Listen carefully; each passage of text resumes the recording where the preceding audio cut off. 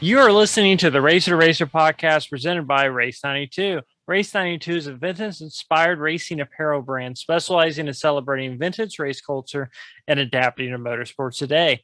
Check out race92.com for all your racing merchandise needs. I'm your co host, Aaron McAtee. Other co host, you may have seen walking out of Barber Lounge 459 with a big old smile on his face. You've probably seen him at a dirt track. He is a one and only Mr. Scott Bowie. Hello, Aaron. Mr. Bowie, sir, how are you? I'm nice and cool. Nice and cool because of the fine folks, the good guys. Good guys, heating and air. That's great. Yeah, I'm glad. You look nice and cool, so that's I am. definitely a good I'm. thing. I'm nice and cool. Long hard day at work, but I'm nice, cool, comfortable, ready to do the show. Um, just everything's good. How's everything with you? It's good. Never been better. Like we said last week, we have a lot of things in the works. IndyCar race this weekend at Gateway, so we're working on something for that. So looking forward to that. You won't be there, but I'll be there. No, I will not be there. I will. I have been to I think my quota of IndyCar races this year. I think I've hit my allotment. Thanks to Mr. Jacker Jones. Well, I don't know if it's thanks to Mr. Jagger Jones, but it was certainly Well, because of Jagger Jones. right. Yeah, well, that's what I meant. Yeah. Right. Well, yeah, so our show today, like we said last week, is Mel Kenyon, who, one of the all-time greats, definitely of USAC, definitely a midgets. Miraculous Mel, king of the midgets. You name it, Well, he's pretty much you done in a know, midget. well, not only that, but pretty. He has a pretty amazing story. Just after getting burnt so badly, and then having the Right? career that he had after that, and he drove Indy cars after that, and he drove midgets, and he drove a few Silver Crown races, and man, it's pretty inspiring, really, to see what he did. And I think he's like so many of that generation. They just look at things as obstacles, and they don't look at them as barriers. And that, to me, was definitely, I think, the one thing you get out of listening to Mel talk about it is like, well, I wanted to race, so I had to basically come up with a way to do it. And but man, if somebody who fielded cars, or however you want to put it, against Mel and watch Mel race all those years. I mean, it pretty amazing what he was able to do after those injuries. Yeah, I mean, it's really a inspirational story, right? Like he could probably be some kind of motivational or inspirational speaker for sure. Yeah, I think I think in a different time frame he would have. There probably been Oh, absolutely. a lot different vibe about it, right? His life would have been probably the inspiration for some sort of movie or documentary or something of that nature, just because he overcame so much. And not only did he overcome so much, but he thrived, Sure. you know, as well. It wasn't just like, hey, he's out there doing it. It was like, oh, hey, we got to deal with this guy every week because he's just winning everything. Right. Yeah. Yep. But yeah, no, it was a great talk. Someone I knew when we started the show definitely wanted to talk to, and someone who did really good at the Indy 500 too. I forget how many 500s he drove in, but he had a definitely good IndyCar career. And yeah, just great race car driver all around. Oh yeah, I mean that's that's an understatement, right? I mean Yeah. that's just he had an amazing career. The best way to put it is he has series. I mean, he has series named after him. He has he's had races named after him. So when really you're at that level, it really shows how legendary, how much impact you had on the sport, right? Right, and those series was created by he and his brother Don, and it's spec racing. They use a motor out of the Legends cars, and they build their own chassis, and it was spec shocks. You had to buy through them, and tires and everything. And they kept, make sure the rules were adhered to. And that series created so many drivers today who've went on to be great racers. Whether it's Billy Weiss, who was we just saw him run the other night at Raceway Park still, and he was a Penske driver for a while, or Chris Windham, who's had so much success in USAC, or Shane Hollingsworth, or Justin Allgaier, or the Armstrong brothers, and you know Brian Clausen. I mean, all of these drivers and many, many, many more who've won races and championships have come through that series. It just shows, how important the Kenyons have been to the sport and still continue to be. I believe they've sold that now, but like they would do their own frame repairs, and Don would build motors with his for years with his hand. He had to figure out how to build the motors and stuff. So just inspirational, like you said, and they're just very important to the sport. Yeah, absolutely. So, yes, obviously that's our interview for today. Next week, like we said, we try to cover a wide range of motorsports, and this is someone a lot of people may not be familiar with, but her name is Rhiannon Gelsomino, and she is a rally co-driver. She's a rally co-driver in World Rally and now in American Rally Association with Travis Pastrana. She's been Travis's co-driver, I think, the past 2 years now, and they won the championship last year, I believe. So she also has a co-driver rally school with her husband. And her husband, Alex Gelsomino, actually is Ken Block's co-driver and has been Ken Block's co-driver since Ken started rally racing. So definitely interesting story. And yeah, I mean, I've always been interested in rally racing, and I thought it'd be something different, right? I mean, we've definitely had people on before that have rally race. I know Michelle Jourdain has done 1 or 2 world rally races. I think there's been a couple others as well who's race rally. But it's different, right? I mean, she's not a driver, but she's still an integral part, just as important, if in some aspects more important than the driver. So it's definitely something really interesting to kind of learn about. I would tell you, and I know you. I've heard you talk about her. I didn't know anything about her before we talked to her. Man, her passion for the sport really comes through. I mean, she loves it, Yeah. and her and it's always been a family thing for her, from when she was younger with her dad and her brother, um, and then now with her husband. And yeah, it was a really great talk, and she was really nice, and she just, like I said, has a love and a passion that's pretty infectious, really. And if anybody out there, you listen to it and it's something you kind of maybe want to get into, please check out Yeah, I'll put a link. their school. He'll put a link there, and yeah, it was really interesting.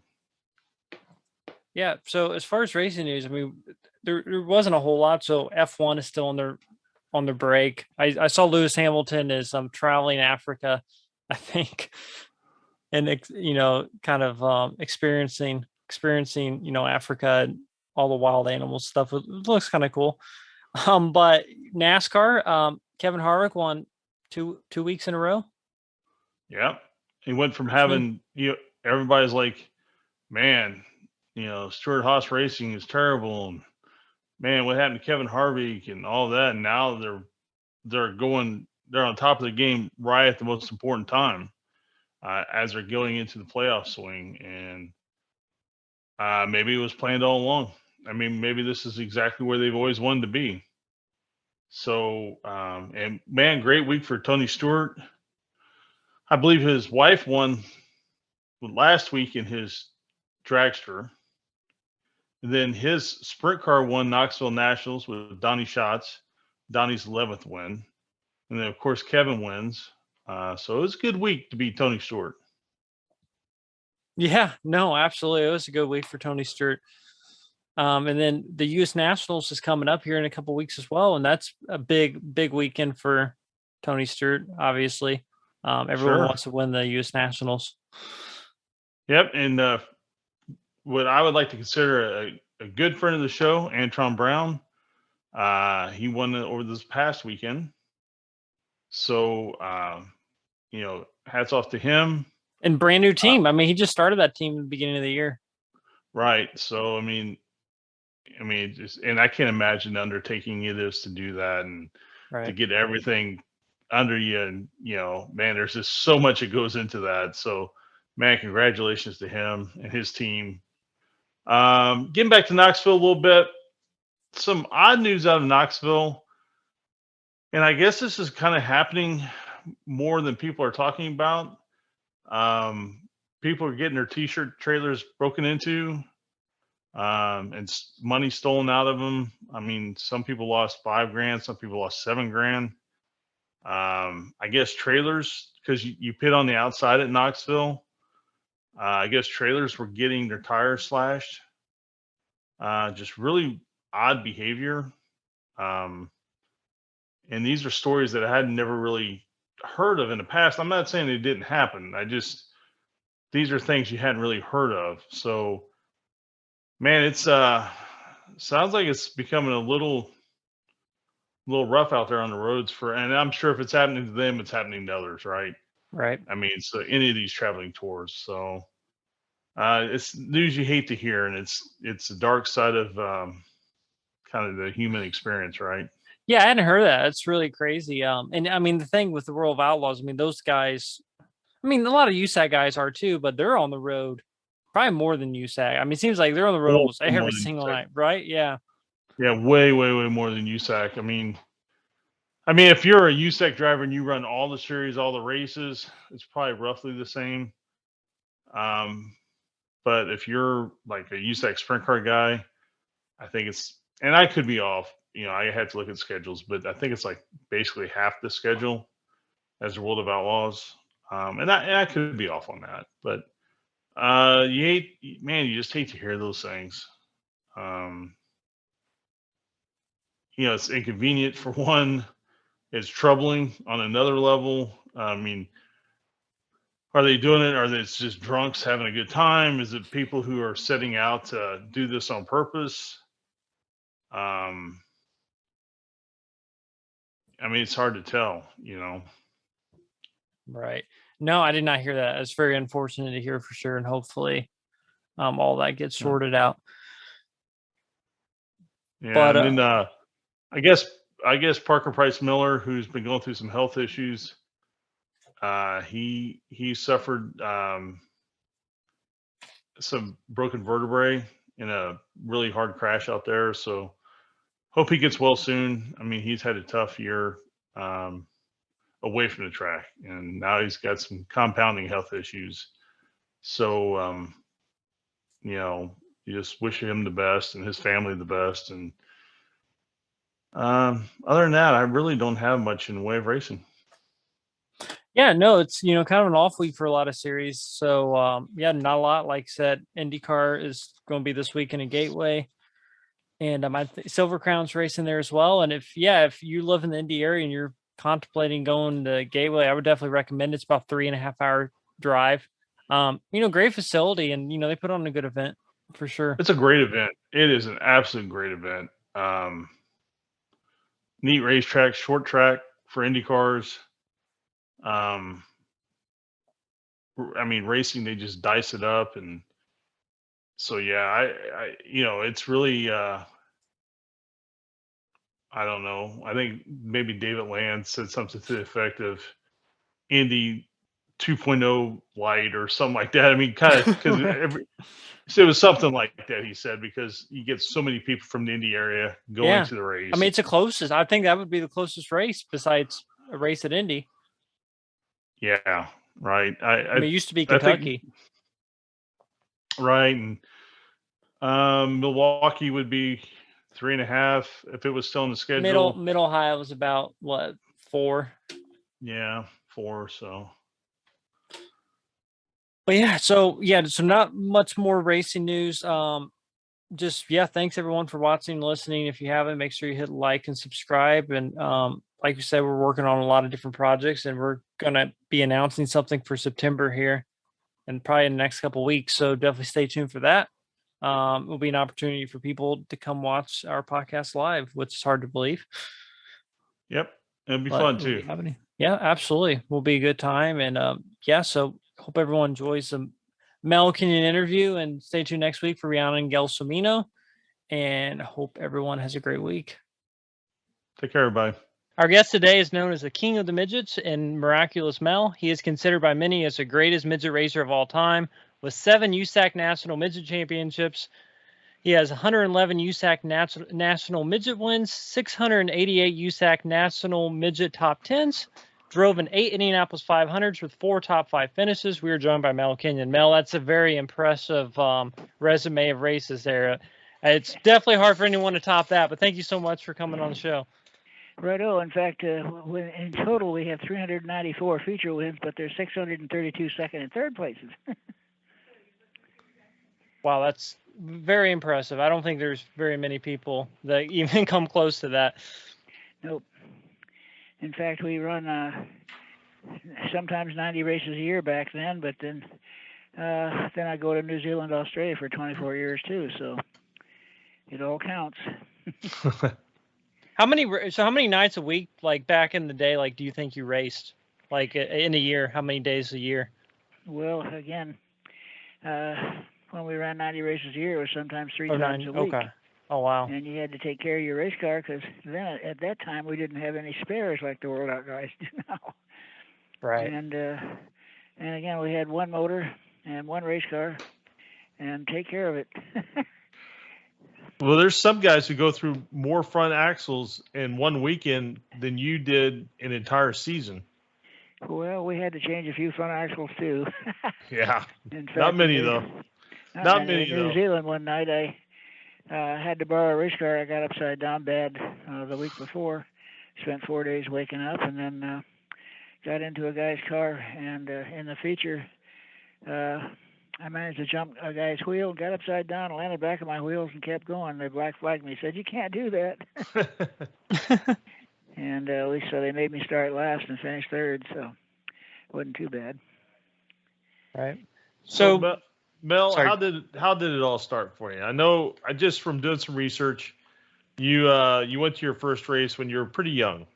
And actually, I was. In fact, technically it wouldn't be legal, but I did a modified race for 2 years before I had got into midgets. In fact, they wouldn't let me unload the modified anymore because it kept winning everything. And so the last modified race we ran, they said, "You can't run with us, you're too fast." And I said, "I'll tell you what, I'll start first and be last." And so I won the race anyway.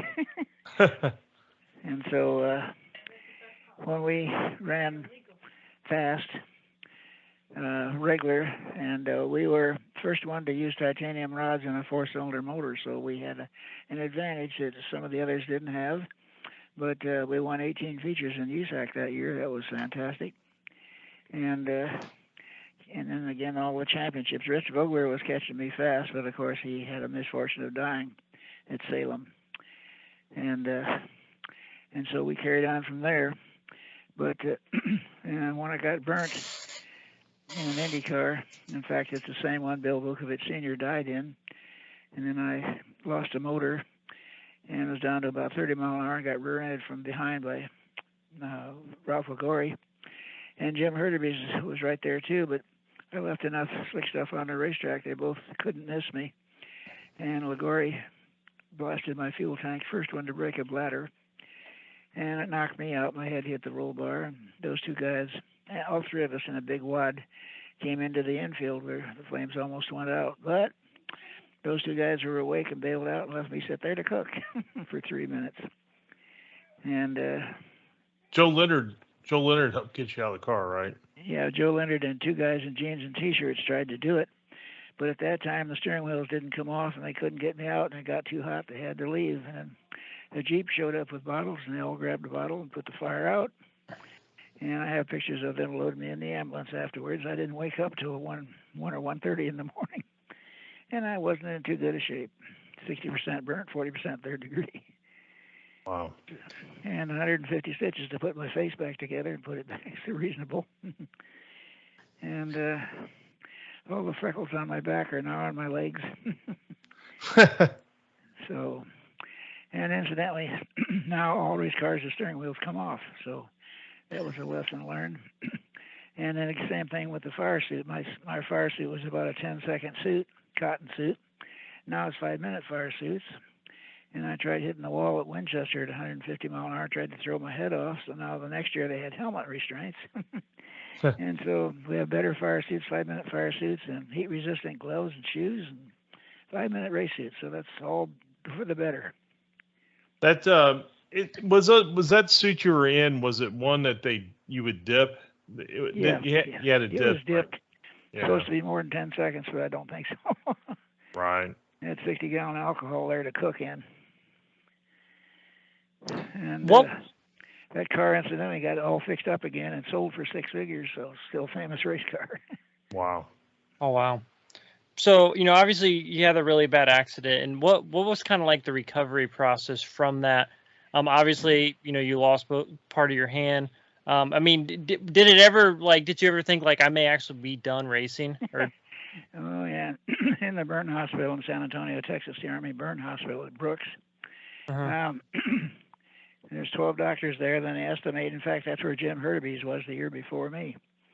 And Bobby Marshman died there, too. So there's 12 doctors, and they said, hey, you're kind of cooked pretty bad. You're going to be here 9 months, maybe a 3 months rehab afterwards. And I said, oh, boy.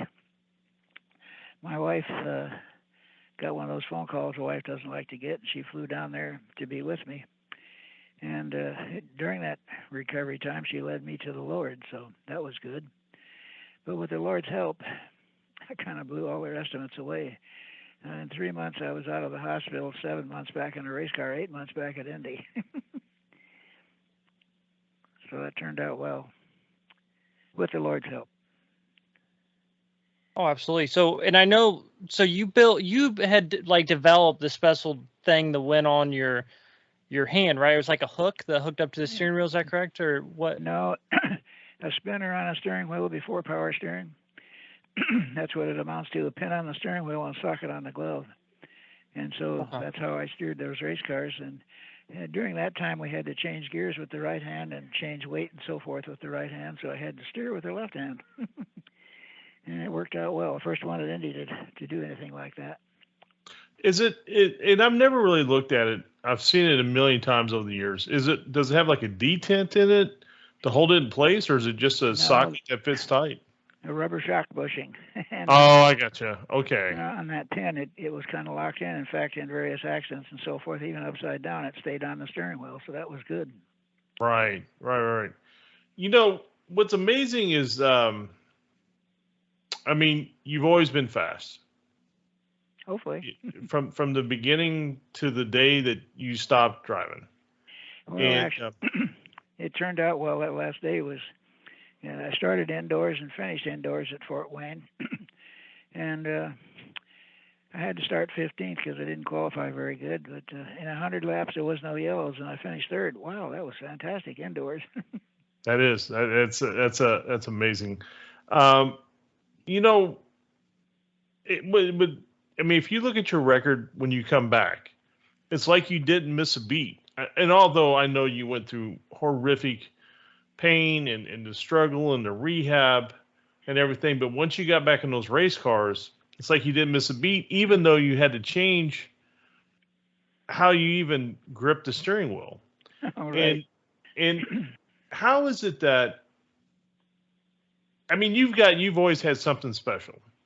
Something that's a little different. Is it a mindset that you have, or is it? No. What could I do better than drive race cars at that time? And so, so I went back doing it. But you'll fly down the straightaway at the Indianapolis Motor Speedway, for instance, at 275 mile an hour at that time. And I hope this thing turns when it gets to the corner. Right. But we ended up actually doing well. In fact, the first race back, it was in a car Jim Hurtubise. Not Jim Hurtubise, Ruff. Oh, Lord. Jeff, no, it wasn't even Jeff. Oh, Lord. Anyway, a guy drove it. Gordon Johncock drove it the year before me and traded it in. So here's a race car, but you have to go find your sponsorship and so forth. And the city of Lebanon, of course, helped out a bunch. Right. And we were actually running second behind that other English guy that was leading. And I thought, wow, this is really doing good. But on our last fuel stop, we plugged a fuel nozzle and we ran on 3 cylinders for 70 laps. I learned how to not use the brakes and not back off. And we actually ended up finishing 5th. So that wasn't too bad at all. Now, kind of going back a little bit, I never knew your father at all. I mean, I saw him, but I never met him. Was he extremely mechanically inclined?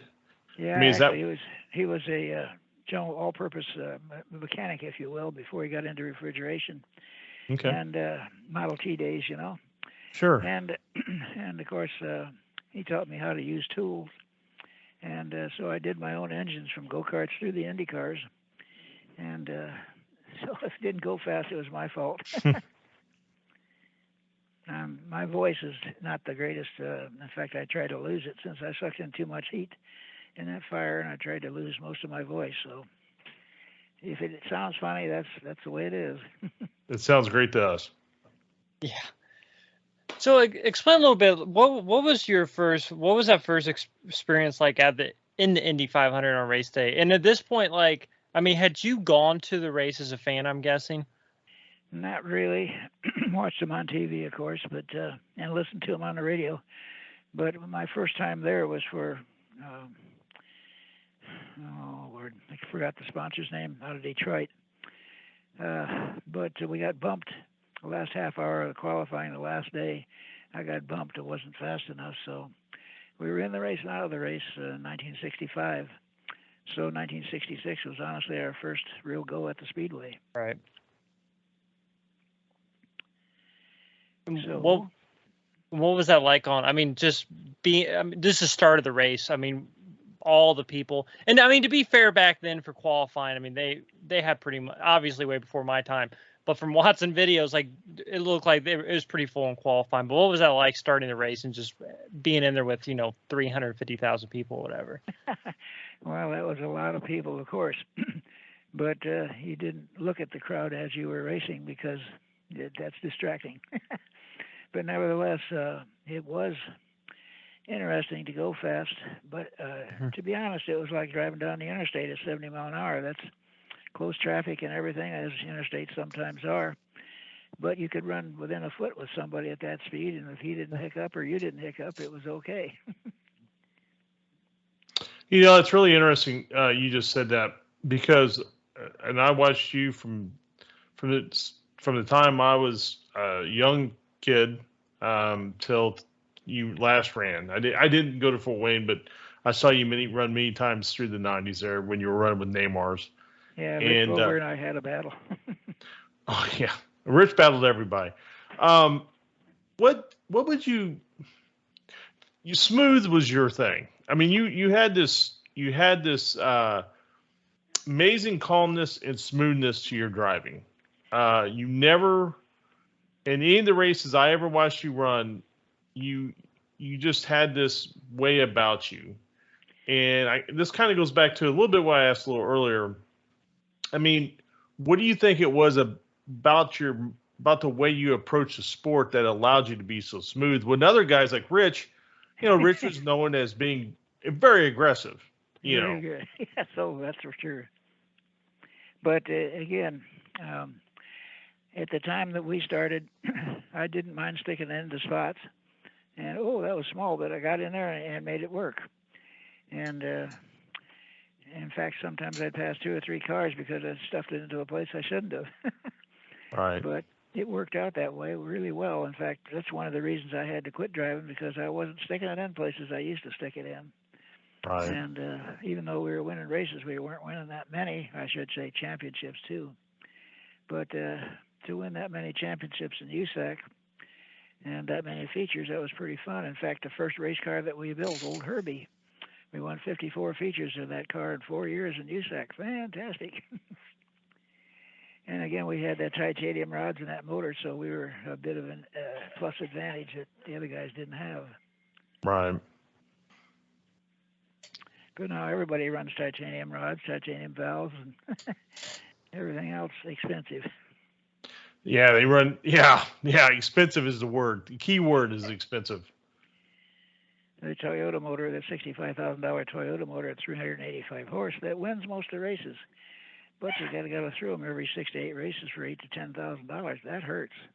Yeah, it's a sport that I don't really recognize anymore, and I know for a fact that it's much different than the way you started. So. Well, true. That Gertie motor, incidentally, the second Gertie motor built, and his son was driving it to start with. And then we bought it used from him, and that motor is still running, actually, right today. We have to rent the car out for indoors because I can't drive anymore. Haha. Right. But nevertheless, it's still going, and we look at the motor every 20 races instead of every 6 to 8, and put most of it back together again. In fact, it was 294 races, I believe, when we finally majored it. Oh, wow. First time, bearings and everything, and it's still running. Man, that's impressive. When was the last time you actually got in a midget and turned laps? Honestly, indoors. When I quit. Oh, really? In 2007. And but I get to fire it up. See, the cars that we have now, we have motorcycle motors in them, and or focus motors, and they got starters and clutches in them. And so we can fire them up right here in the driveway rather than drive them down the road. But the national car, we got to push it off down the road, and we go down 4 miles and turn around and come back.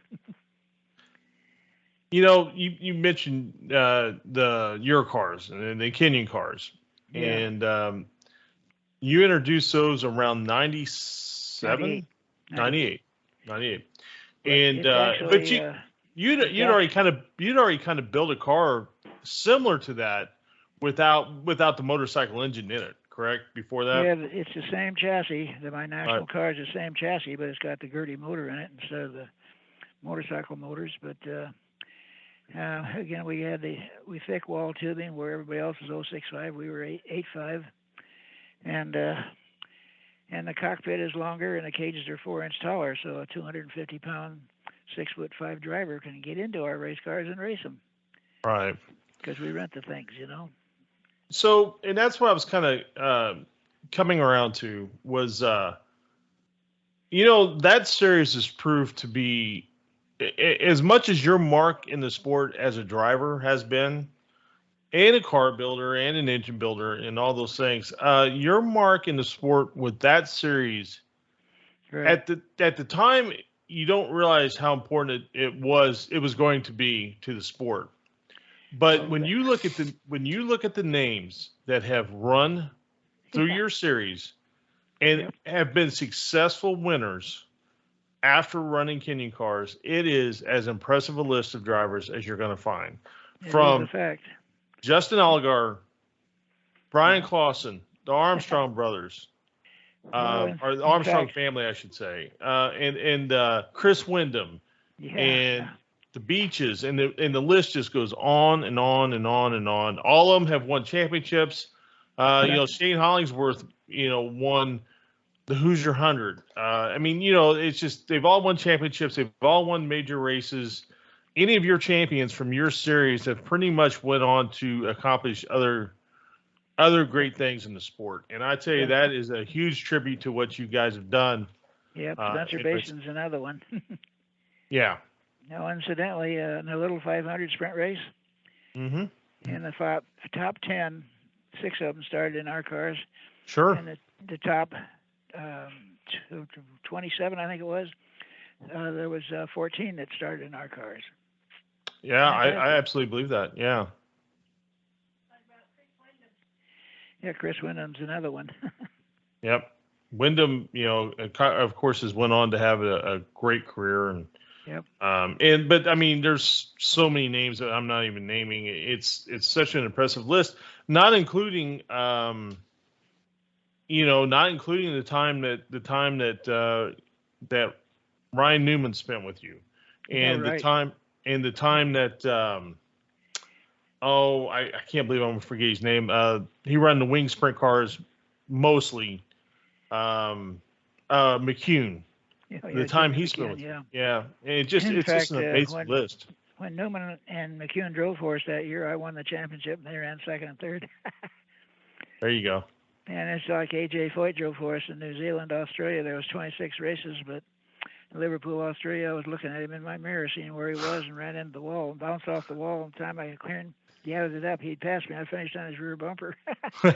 That's what the people wanted to see, A.J. Foyt win a race, but I won 23 out of 26. Well, you got Foyt a couple of times yourself, though, so you beat AJ you beat them all. Yeah. You didn't just beat it every once in a while. You beat them all at one point or another. Yeah, it was nice to beat them at the Speedway with a little low dollar, if you will, compared to their high dollar. Right. And in fact, I'd go down to their trash can and pick out all the engine parts they threw away, the V8 Fords, and use them in our engines. Really, and talking about Indianapolis, like looking back at the 500 experience, like what did running Indy really, and it means something different to everyone. Like, what did running the Indy 500 mean to you? Running against the best in the world, and now unfortunately it's the most expensive drivers in the world. In other words, you got to bring money to drive a car nowadays, where they used to pay the driver to drive. Right. There are some amazing drivers in the 500. But there are a lot of guys standing outside looking in who are very talented as well. And it's a shame that money plays such a major part of it today. Unfortunately, there used to be $65,000 for a race car. Now it's $250,000. And the motors used to be, close to $300,000, maybe $500,000. But now you lease a motor for $1 million and you don't touch it. Right. Same way with the aerodynamics for the big tracks, short tracks, and road courses. You lease all that stuff, you bend it, you pay for it. Right. So it's unbelievably expensive. Yeah, so, it is very expensive. And kind of talk about it, like when you look back at obviously where you started, and you've seen racing through many, many years. You've seen it, progress in different directions. Kind of what is your vision for racing in the next 20 years? Do you have any concerns? I know, people talk about the electric cars and all of that, like kind of where do you see you're laughing, and trust me, I'm definitely on the same page as you. It definitely wouldn't be the same going to the Indy 500 and hearing an electric car. Well, it's just like the turbines, whoosh instead of roar. Right. It's true. And again, it's future is the future, and electricity is kind of putting the normally aspirated engines to sleep. But again, they're terribly expensive, but getting cheaper all the time. But nevertheless, it's the turbine. We ran against that thing, and if they didn't fall apart like they broke their fuel pump shafts all the time, if it wasn't for that, I wouldn't have finished third. I'd have been about fifth or sixth. Right. But again, it's finishing the race, and if you can keep it under you and finish the race, you're going to be making some money, especially at the Speedway. Family is always was. I mean, you were predominantly a family operation your entire racing career. Yep. I mean, you did go drive for other people from time to time, but typically it was you and your. Like I said, I assume your dad, and then of course your brother. Don. Brother was a mechanic for all those years. And Don, I have so much respect for what he's done over the years, and I always enjoy talking to him. And was that one of the? I mean, you're kind of explain to us the dynamic of working with a family within racing. Well, we argued a lot, but nevertheless, sometimes my argument won out, and sometimes his did. But Dad was with us, and Mom and Dad followed us all over the country. And of course, Mom died on her way home from Atlanta. I didn't know that. Atlanta, and coming home from Daytona Beach. But then Dad died in a T-bone car crash here on Indiana 39 and 250 South. So they didn't go the way they had hoped to go, but they went. Right. And of course, our family traveled with me in the motorhome all the time. So my kids grew up with me, where Don's kids didn't. They grew up at home. Right. I remember numerous times over the years, I'd be heading to a race, and we'd be in our van with our little trailer, and we would your RV would either pass us or we'd pass it, and you'd be sitting there and you'd have your uniform on already. Yep. And your kids are in there, and you guys are just heading the same place we are, and just heading down the road, and it's a weird camaraderie, I guess you would say it is, and it was interesting. It was always nice to know somebody else was headed the same direction we were, if that makes sense. Are. In fact, from a motorhome pulling a trailer, when the gas was cheap, 16 cents a gallon to LA, in fact, was only $125. Wow. Then it got to be $3,000, then it got to be $5,000. We got to quit doing this. Right. Because you only made maybe $1,000 or $2,000, and you spent $3,000 to $4,000. So. Right. It's nice to travel all over the country, Canada, Mexico, Australia, New Zealand, but unfortunately we went on their money to New Zealand, Australia, so it didn't cost us anything. And we usually made money and brought home some money. In fact, when we took cars down for Foyt and I, we sold both cars over there.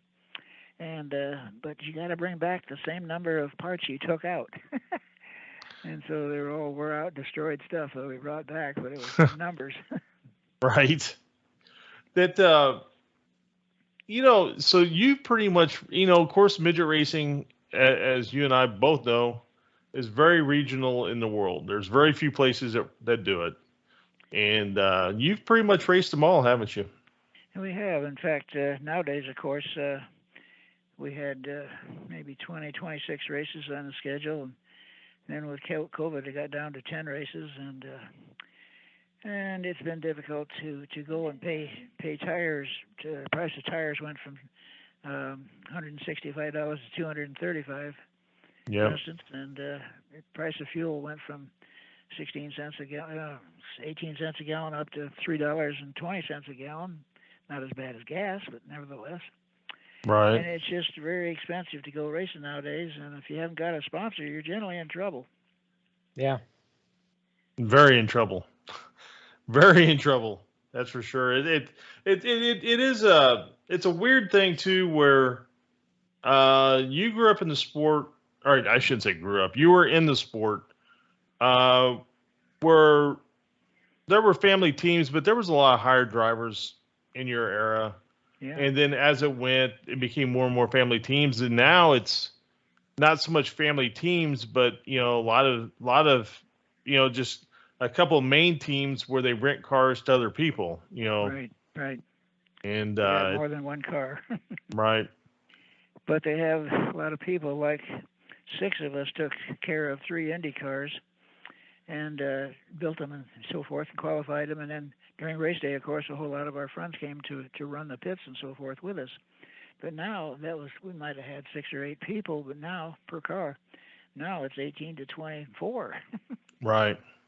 Yeah. And there's a guy for every department. Where back then we had to know several departments. Right. It was more fun, but now it's strictly business, unfortunately.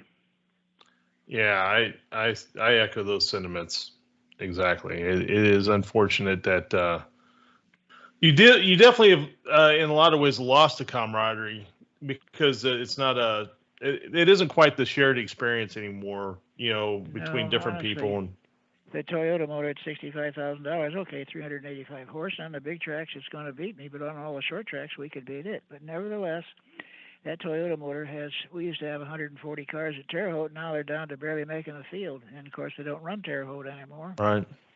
But they still run Turkey Night race. Right. And Dave Darwin and I are the only 2 guys that have won Turkey Night on dirt and pavement. So that's kind of neat. That's that's an interesting thing you brought up, too. You grew up, God, I said it again, you raced in an era where you ran the miles. Yeah. Like that was not a big deal. They put a mile on the schedule, you go run the mile, and you'd run Phoenix, or you could run any of the mile dirts or whatever. And today, people are scared to death to go run them. Well, I don't know about that, but it is harder on your motor and harder on your tires. And for instance, with our V8 Suzuki, which I wished we'd have kept, it ended up in Brisbane, Australia, but nevertheless, Mhm. There were 25 of those motors at one time, all made by Ron Heddles in Milwaukee, Wisconsin. I didn't know But there's 25 of them. yeah, but they're in drag bikes, sports cars, and there was 6 of them in our midgets. But nevertheless, I took one to Phoenix, and the record track record at that time was 137 with those 6 high buck motors. But we went out last, and darned if we didn't break the record up to 141 mile an hour with our V8 Suzuki. So Yeah. Now, is that that's the same? Now, is that the same motor that Runyon's ended up running? it's similar, yes. In fact, the New Zealander people, and I don't think Australians have, but New Zealanders people have copied that V8 motorcycle motor. And Ron Hodels again did the case, and we put 2 1100 engines together on a single case and single crank, and that's what we ran. And honestly, the 4-valve went on all the big tracks. It wouldn't get out of its own way on a short track, so we went to 2-valve, and we went on big tracks and short tracks. Right. That's for instance. You know, and kind of going back to motorcycle engines in your Kenyon cars, obviously was that spec motor, like similar to what they run in Legends cars, right? Right, same darn motor. In fact, it's only 115 horse, but see, nowadays I had to wait till I was 21 to climb into a race car legally, and now you can start in a go-kart when you're 5 years old, and then one of our midgets and when you're 12 years old. Do you guys still run that operation, or did you sell off, or partner with someone on the day-to-day and you do the repairs, or how's that work now? We straighten, repair, and fix, but we did sell it to Ron Hughes. Okay. Not Ron. Brian Hughes. Yeah, I think I met him at Speedway. Yeah. I think I got his card at Speedway. And so now he's got a stacker trailer to haul and so forth. But we used to take as many as 6 cars to the racetrack ourselves. But he takes 5 in his own vehicle, but he takes care of a bunch of cars now. But he has anywhere from 16 to 18 at a race now, where oh wow, it was hard for us to do. So he's more update, if you will. In fact, he maybe has more money than we have. Mm-hmm. So it's. So I didn't realize the series was that strong. I got to get back out and watch them again. I haven't watched them in a while. Yeah, they just ran at Anderson last Saturday. You know, that's interesting too, is that you guys, I mean, you ran the Speedrome, but you would go run bigger dirt tracks and you go run Anderson. To me, Anderson's one of the toughest pavement tracks, I think, in the country, in my opinion. One of the things about our cars, they handle so well through the corners that we have to have seldom lift in the corners, just merely breathe it a little bit. Where the sprint cars have to back off and use the brakes, and so we're within a second of those 800 horsepower biggies with our little 815 horse midgets. Right. But that's getting used to going through the corners fast. Right, carrying speed. Yep. And that's the nice thing about it. You got to learn the corner speed to go fast down the straightaway. Absolutely. And so it's been real good, but Brad does a great job, he and his friends. And again, we were having trouble getting 14, 15 cars, but he's getting 16 and 18 cars, so that's good. He has a lot of guys started now that were interested, but didn't start with us. That's good. I'm glad to hear it. I'm glad to hear it's doing well. Yep. In fact, again, I think there's only been one crash, and a right rear wheel came off on the champion at Anderson and wanged the wall. And he still had trouble with the last race at Anderson too. So he's getting all those problems started out and going again. Right. So all the, for a good portion of your career, you always drove the midget with iconic yellow. What is this? Was there some significance with the yellow car? Well, let's put it this way. A lot of it depends on the sponsor that we had. When we had STP, of course, it was red and white and blue, red and white blue. But whatever the sponsor was, that's what they wanted, is what the color of the car was. We had black, white, blue, red, white, and blue, orange, Foyt's colors. And also we have now yellow, which you can find on the racetrack easy. So that's right. That you drove. I remember for so many years you were sponsored by Rose Brothers Trucking. one year. Was it just 1 year? Yep. I thought. My apologies. I thought it was several years. No, Thermo King was with us for 10 years. Right. SDP and car dealerships and. I got that one wrong. No problem. That now didn't you end up didn't you run a champ car for Blackie Fortune once? Yes, in fact, that's the one that Ken Schrader drove, and Right. And we had a small problem with the throttle stick, and so I qualified and stuck it in the wall in the first turn at the fairgrounds in Indy, and bent the front axle, broke it in fact. So and I drove 6 different champ cars on different tracks around the country, Arizona, and so forth. But didn't get a whole lot of champ car rides. Did go 6 sprint car rides, but we did good. But we were busy with our midgets. Right. And of course, when you're taking care of a bunch of them, there was 12 cars we had to take care of. So whoops. Right. And now we're down to 3. Actually, we're down to 3 indoor cars and 2 outdoor cars. So we're down to 5 cars now, but 2 run steady outdoors. Or not steady, but they're both in college, and so don't get to run that often.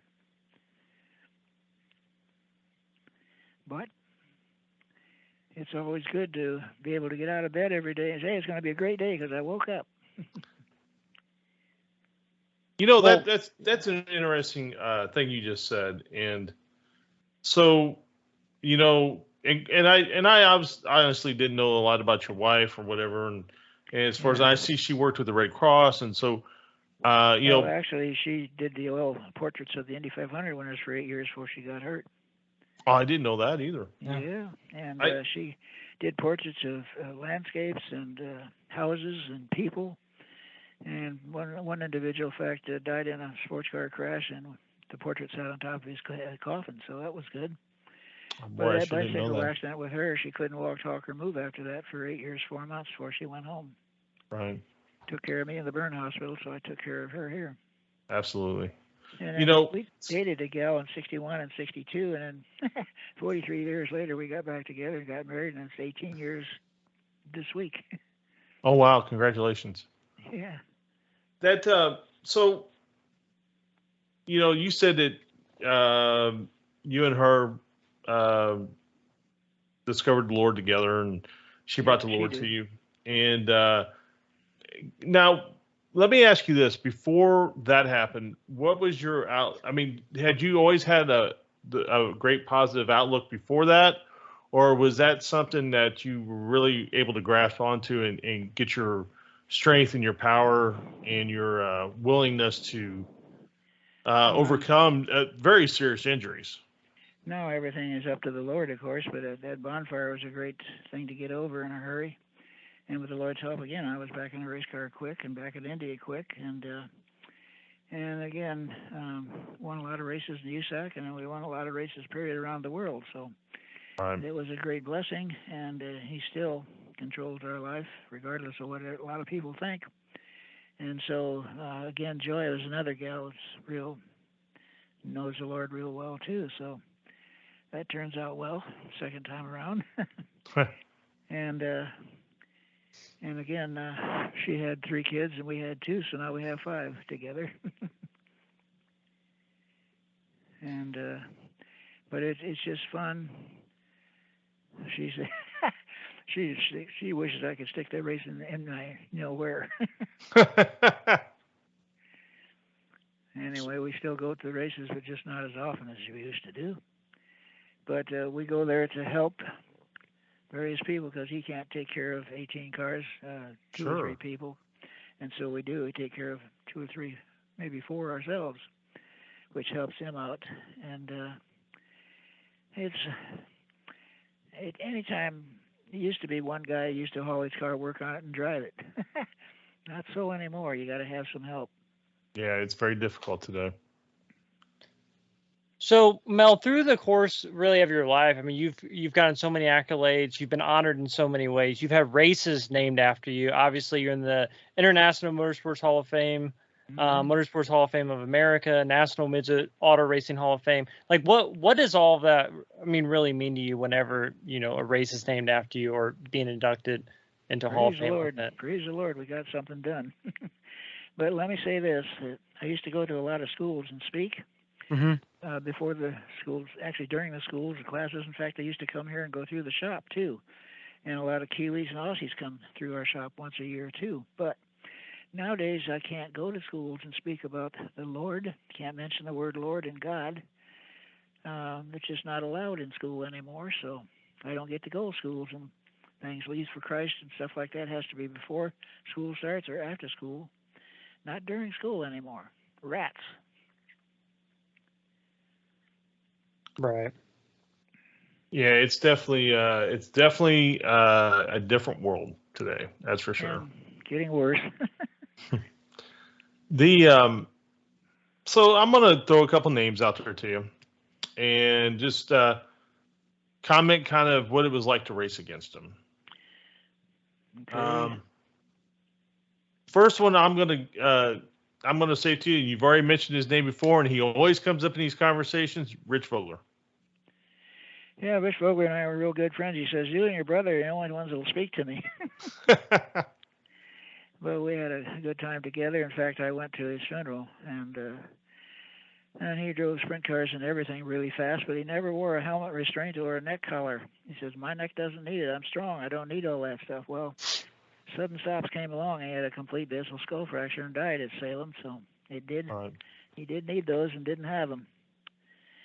But his mom is still a good friend of ours, and of course she's moved back now to Illinois again from Indianapolis. But again, Sarah Fisher drove for us, Jeff Gordon drove for us, a lot of kids drive for us. Right. And yeah.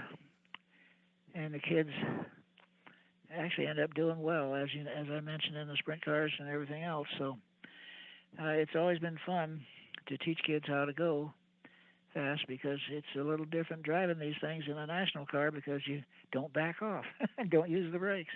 That's right. A guy that I thought the world of, because I knew him personally, Bob Winnie Sr. Yep. He won the championship 3 times before me, of course.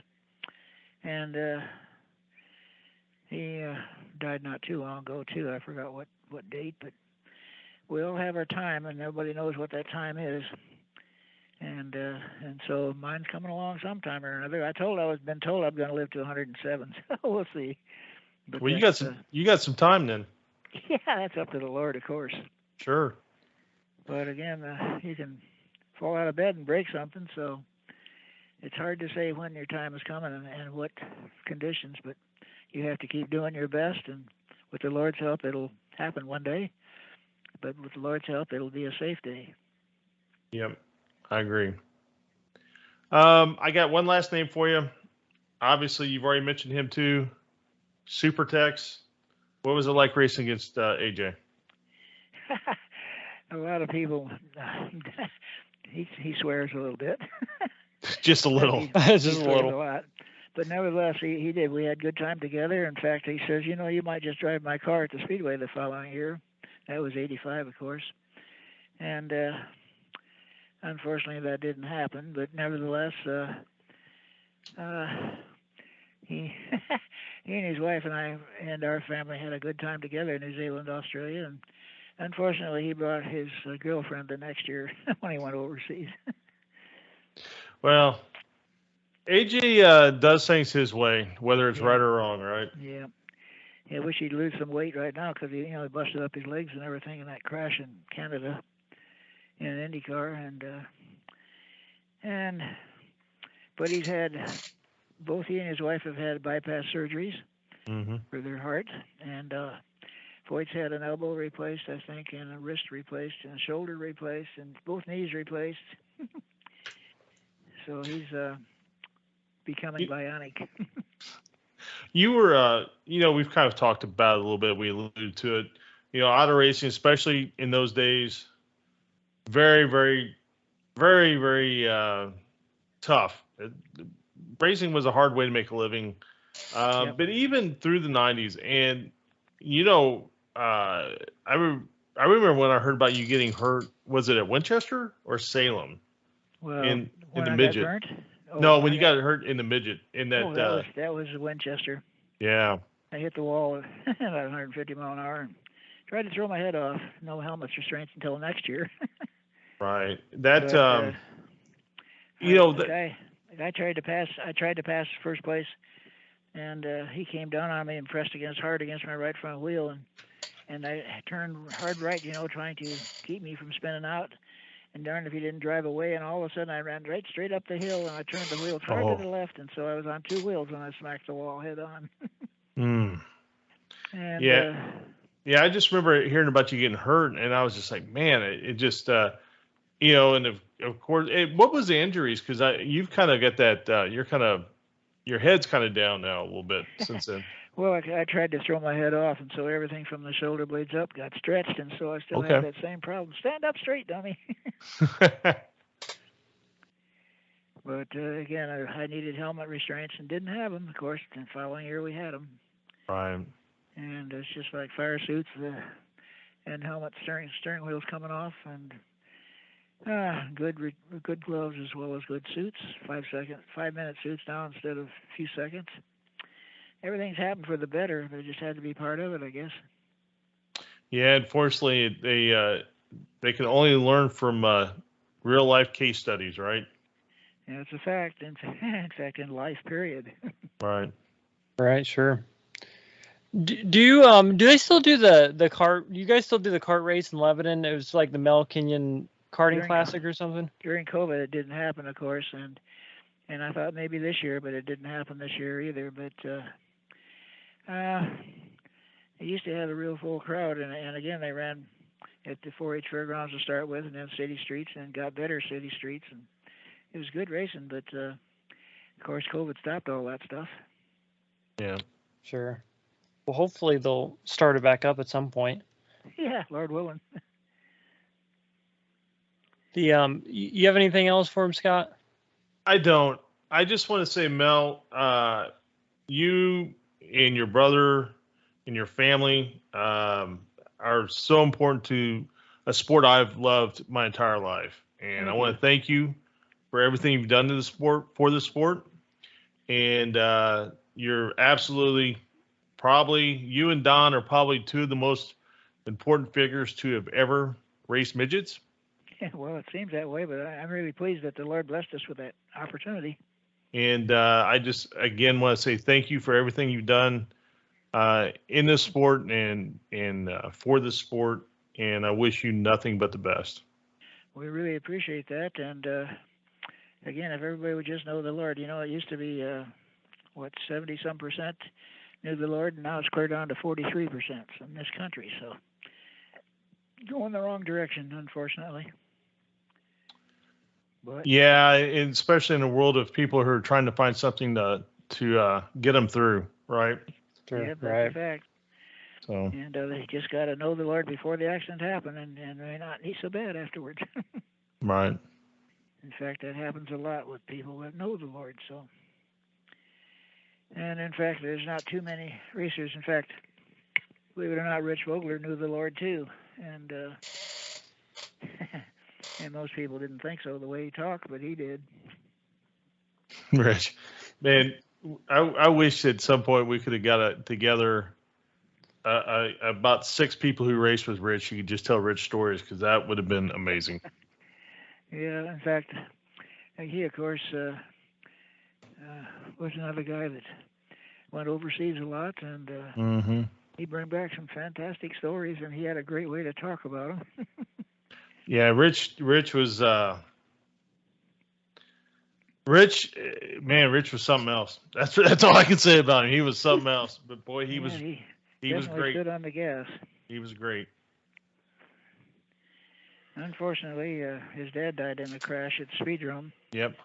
And I just passed Rich and his dad was in front of me, and his dad didn't back off going into the corner, and sure enough, down into the wall.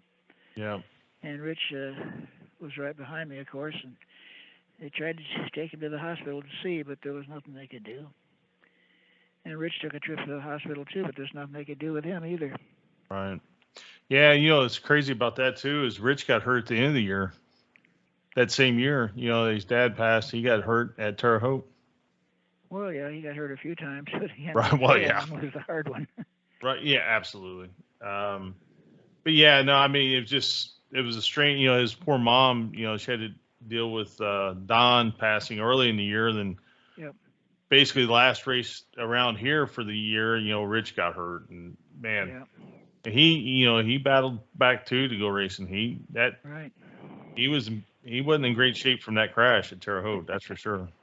Well, it's just like they said, I wasn't either mentally, but I did have a good night, even though I got upside down back on my wheels.